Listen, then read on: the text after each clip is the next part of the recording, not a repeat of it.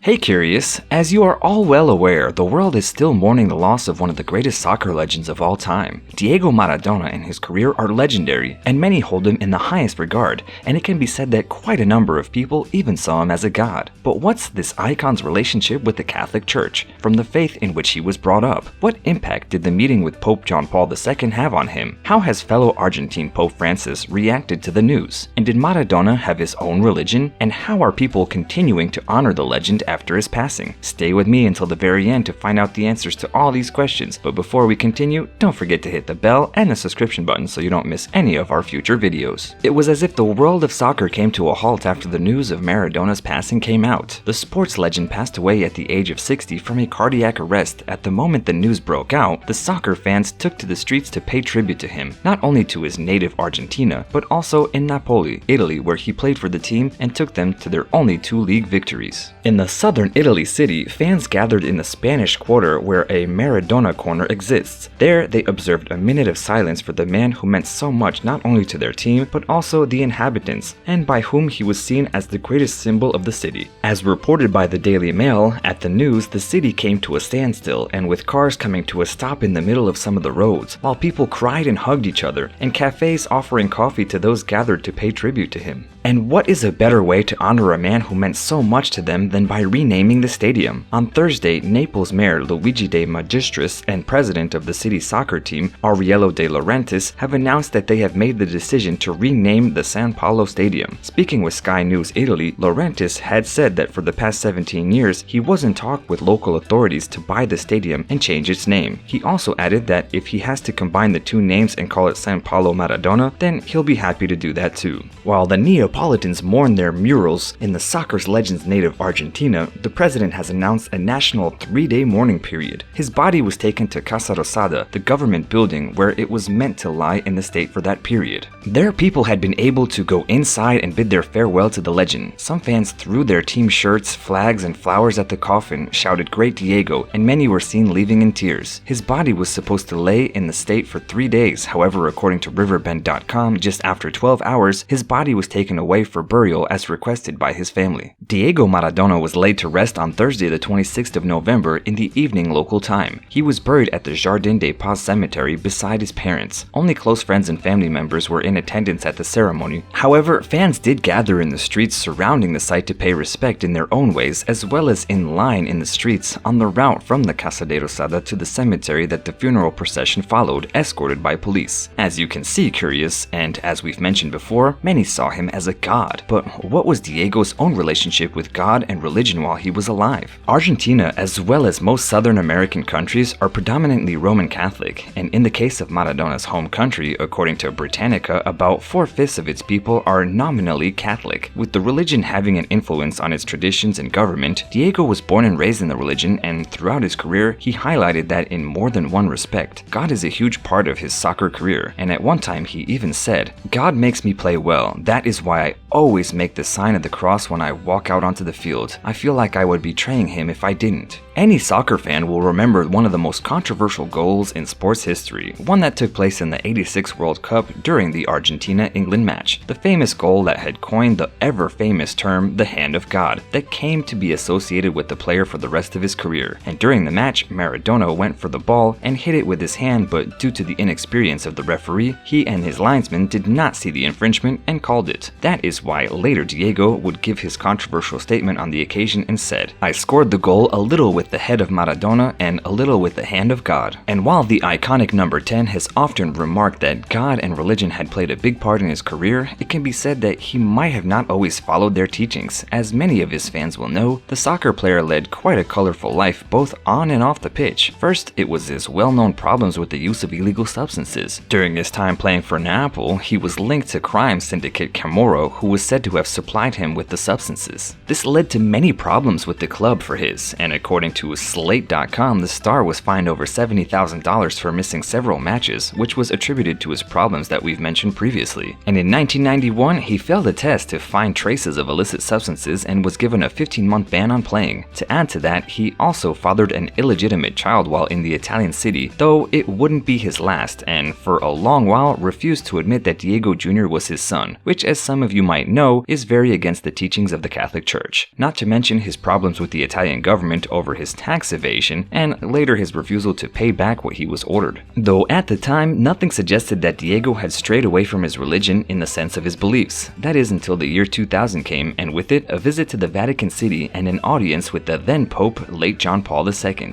As it has been reported by Business Insider, Maradona distanced himself from the Catholic Church after a meeting with the Pope, and according to reports at the time, he grew upset with the leader of the church, and when according to him, he didn't have a special rosary for him. And it also seemed that at the time he wasn't even impressed with the decoration choices. Well, mainly the golden ceilings. In 2005, he was even quoted by The Independent saying, "I've been to the Vatican and seen the gold ceilings." And then I hear the Pope saying that the church was concerned about poor kids, so the ceilings, mate? Though were his feelings about the church changed when he met with the current Pope and his fellow countryman, Pope Francis? In 2014, Maradona visited the Vatican again for a charity soccer match where he met with the church's leader. As reported by the Spanish newspaper El País, Diego was more than happy after the meeting and told reporters that while he had previously drifted away from the church, the new Pope was one to bring him back. And as per the Spanish publication, he also had something to say about his meeting with Pope John Paul II. "I went to the Vatican and I saw that golden roof.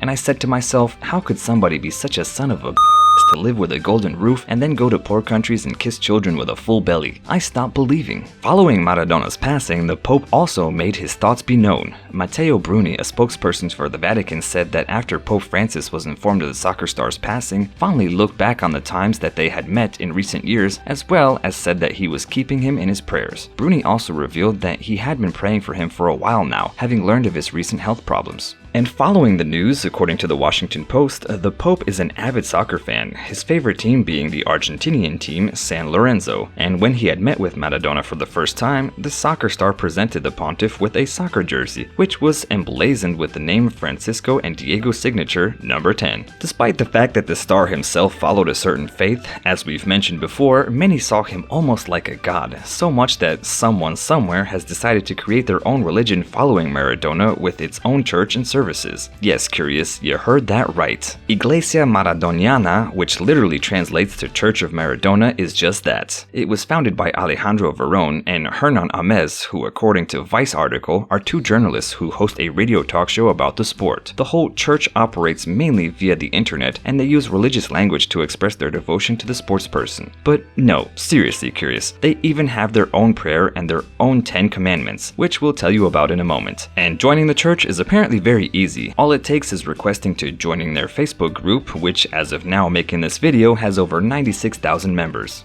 In the Vice article, it is explained that Ames and Verón had even prepared their own relics required for the service, which include posters of Diego, a replica of the World Cup trophy, as well as biographies they consider to be sacred texts. The article also reveals that while Maradona himself was aware of the church and understood what it meant for his supporters, he himself didn't attend it. Now, as we've mentioned, the church does indeed have its own prayer, which goes as follows. Our Diego, who art on earth, hallowed be thy left foot, thy magic come, thy goals be remembered. And they, of course, have their own 10 commandments that they follow, which include spread the news of Diego's miracles throughout the universe, as well as declare unconditional love for Diego and the beauty of football. Is anyone else interested in joining? So curious, were you aware of how Maradona felt about John Paul II? Have you heard about his church before? And what do you think of it? Let me know in the comments below, and as always, don't forget to like, share, and subscribe to our channel.